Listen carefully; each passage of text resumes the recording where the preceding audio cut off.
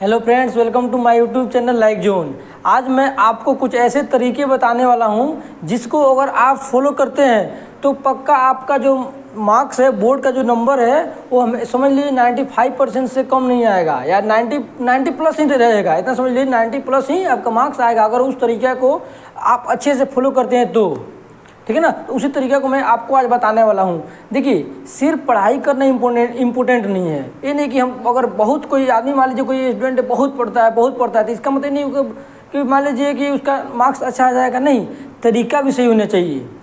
ठीक है ना। किसी काम को करने का तरीका अगर सही होगा ना तो कम मेहनत में भी वो काम अच्छा हो जाता है। वैसे ही आपको क्या करना है, कुछ लिमिटेड बुक है ना उसी को पढ़ना है। कोई बच्चा देखिएगा क्या करता है कि आर सवाल पढ़ता है, चंद पढ़ता है, मतलब दुनिया भर के बुक्स पढ़ लेता है।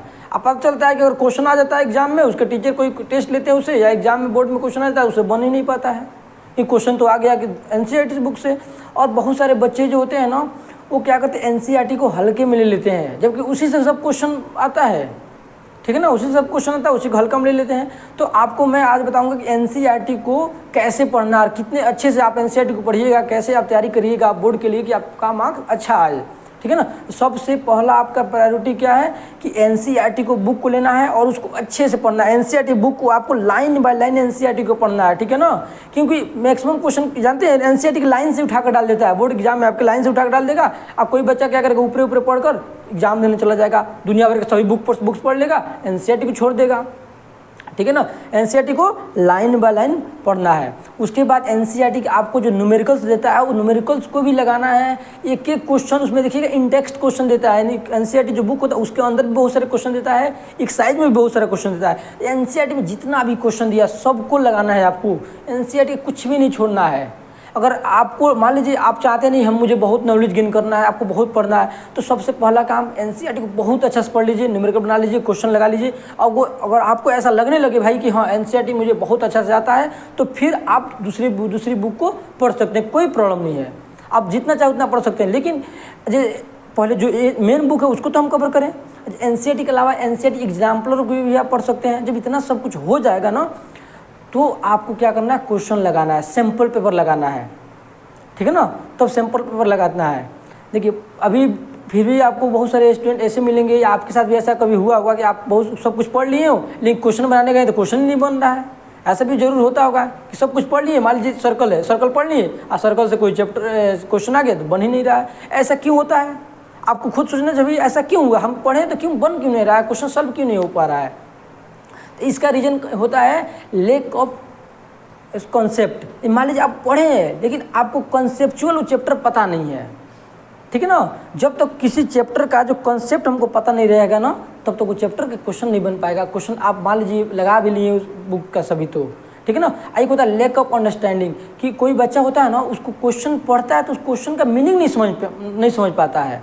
क्वेश्चन पढ़ेगा उसका मीनिंग नहीं समझ पाएगा, इसकी वजह से भी क्वेश्चन नहीं बन पाता है।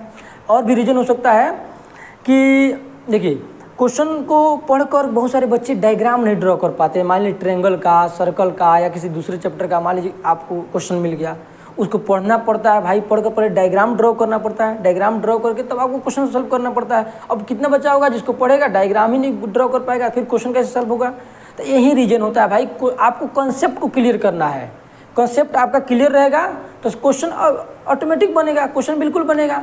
इसलिए कॉन्सेप्ट पर ज़्यादा फोकस करना। NCERT बार बार हम आपको बोल रहे हैं कि NCERT की बुक इतना बार आप पढ़ डालिए, इतना बार पढ़िए कि आपको NCERT की हर चीज़ याद हो जाए। और हम मान लीजिए ऐसे ही नहीं कि ऐसे ही बोल रहे हैं बातें, नहीं, हमने खुद इस चीज़ को अप्लाई किया, फॉलो किया। और हम जब क्लास में पढ़ाते हैं अपने स्टूडेंट को, हम जब क्लास में पढ़ाते हैं वहाँ पर भी सभी चीज़ें बताते हैं और वहाँ पर ये चीज़ अप्लीकेबल भी होता है। वो लोग खुद बताते हैं कि नहीं ये कहीं ना कहीं सही है बात। कि आप खुद देखिए ना, आपके स्कूल में जो हाफ ईयरली एग्जामिनेशन हुआ होगा या कोई भी एग्जाम चलता होता है, क्वेश्चन जब लाकर देखिएगा सब क्वेश्चन NCERT से ही आया होगा। और उसको लोग हल्का में ले लेते हैं, कहते हैं कि नहीं यार NCERT नॉर्मल बुक है, इसे क्वेश्चन वगैरह पूछेगा नहीं। ठीक है ना। और आप जानते प्रैक्टिस बहुत ज़्यादा कीजिए, प्रैक्टिस बहुत ज़्यादा चीज़ की। 20 को बुक पढ़ने से, डिफरेंट बुक्स पढ़ने से, डिफरेंट जगह पढ़ने से अच्छा है कि भाई एक चीज़ पर क्यों नहीं हम फोकस करें, एक ही बुक को उठाएंगे और अच्छे से लेवल को उसको अच्छे से पढ़ाई करेंगे, ताकि क्वेश्चन कहीं मतलब कहीं से आए बन जाए, आराम से बन जाएगा। कॉन्सेप्ट क्लियर रहेगा तभी बन पाएगा। 50 बुक हम पढ़ लें और कॉन्सेप्ट ही क्लियर नहीं है, क्या फ़ायदा है 50 बुक पढ़ने का। ठीक है ना। और आप लोग जानते हैं कि 1000 कामों को करने में आपकी महानता नहीं है, 1000 कामों को करने में महानता नहीं है, लेकिन एक काम को 1000 बार करने में आपकी महानता है, ठीक है ना। इसलिए 1000 बुक, 10 बुक, 15 बुक पढ़ने से कोई फ़ायदा नहीं है। एक ही बुक को लीजिए, एनसीईआरटी को लीजिए और बहुत अच्छा से पढ़िए। मैं आपको बार बार यही बातें बता रहा हूँ। जब आपका लगे कि यार कि हाँ मुझे सिंपल पूरा कॉन्सेप्ट क्लियर है, ठीक है, एनसीईआरटी मेरा सिलेबस कंप्लीट हो गया, तो सैम्पल पेपर लगाइए, ठीक है ना। सैम्पल पेपर लगाइए और अपने आप को एनालाइज कीजिए कि मैं जो पढ़ रहा हूँ अप्लीकेबल है कि नहीं, उसे कुछ फ़ायदा हो रहा है कि नहीं हो रहा है, ठीक है ना। सैम्पल पेपर लगाने से ही पता चलेगा। और फिर इसमें भी डाउट आएगा, बहुत सारे बच्चे होंगे पूरा उनका सिलेबस कंप्लीट है, लेकिन सैम्पल पेपर जब सॉल्व करने जाएंगे सैम्पल पेपर क्वेश्चन नहीं बन पाएगा। तो इसको लेकर घबराना नहीं है आपको, ठीक है ना। अपने दिमाग में बात जरूर आप लोग रखिए कि सैम्पल पेपर का जो लेवल होता है ना, थोड़ा सा ऊपर अप लेवल होता है, उसका लेवल थोड़ा ज़्यादा होता है। बोर्ड में मान लीजिए बोर्ड में जो क्वेश्चन पूछा जाएगा ना, उससे थोड़ा सैम्पल पेपर का लेवल हाई होता है, ठीक है ना। और हाई रखा ही जाता है, जानबूझ के रखा जाता है क्योंकि आपको प्रैक्टिस कराना है ना, प्रैक्टिस कराना है तो थोड़ा हाई लेवल का तो रखना ही पड़ेगा, ठीक है ना। अगर मान लीजिए अगर बोर्ड में जो क्वेश्चन पूछ रहा है अगर उससे कम लेवल का अगर आपको सैम्पल पेपर के थ्रू प्रैक्टिस कराया जाए तो फिर क्वेश्चन तो नहीं बन पाएगा। इसलिए सैम्पल पेपर देखो घबराना नहीं है, आपको लगाइए। और जो क्वेश्चन मान लीजिए सैम्पल पेपर में आप लगा रहे हैं नहीं समझ में आ रहा है, उसको आप कॉपी में जो आपके टीचर पढ़ाए होंगे उसको देखिए खोल करके, हाँ भाई इसका आंसर क्या था, वहाँ से याद करते जाइए, ठीक है ना। आपको ऐसे ही सैम्पल पेपर के थ्रू ही आपका ओवरऑल प्रैक्टिस होगा और अच्छे से होगा। बस एक बार सिलेबस कंप्लीट कीजिए, रिविजन तो बहुत ज़्यादा करना है भाई, बहुत ज़्यादा रिवीजन करना है। तब तक किसी चीज़ को रिवाइज कीजिए तब तक आपको कंठस्थ याद ना हो जाए, पूरा हर चीज़ याद ना हो जाए, ठीक है ना। तो एनसीईआरटी मैं बार बार कह रहा हूँ कि एनसीईआरटी पर बहुत फोकस कीजिए आप। एनसीईआरटी की एक्टिविटी को भी नहीं छोड़ना है। एक और बात कि एनसीईआरटी की जो एक्टिविटी है ना उसको भी नहीं छोड़ना है, क्योंकि क्या होता है ना डायरेक्ट एक्टिविटी से ही क्वेश्चन उठाकर डाल देगा आपके जो एग्जाम होगा, एक्टिविटी उठाकर कोई डाल देगा, उससे क्वेश्चन पूछ देगा, ठीक है ना। तो एक्टिविटी को भी करना है, क्वेश्चन को भी लगाना है, न्यूमेरिकल को भी लगाना है और एनसीईआरटी को लाइन बाय लाइन पढ़ना है। तो अब देखिए इस चीज़ों को फॉलो कीजिए, एनसीईआरटी को टोटल एकदम डेडिकेशन के साथ पढ़िए, देखिए कितना अच्छा मार्क्स आपका आने वाला है।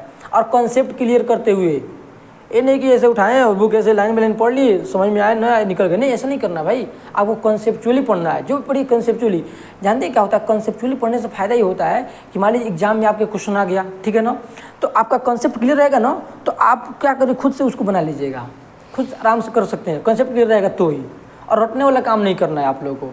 जो भी चीज़ पढ़िए समझ कर पढ़िए क्यों ऐसा हो रहा है, ठीक है ना। फिर भी कुछ चीज़ें होता है जो याद करना पड़ता है, लेकिन आप कोशिश कीजिए मैक्सिमम चीज़ों को कंसेप्चुअली पढ़ने की कोशिश कीजिए, ठीक है ना। यही ओवरऑल यही बातें अगर ये चीज़ें आप फॉलो करते हैं अच्छे से, अगर ऐसे करते हैं सभी चीज़ों को जो हमने बताया है, तो आप ऑब्वियसली अच्छा मार्क्स गेन कर पाएंगे, ठीक है ना। चलिए थैंक यू।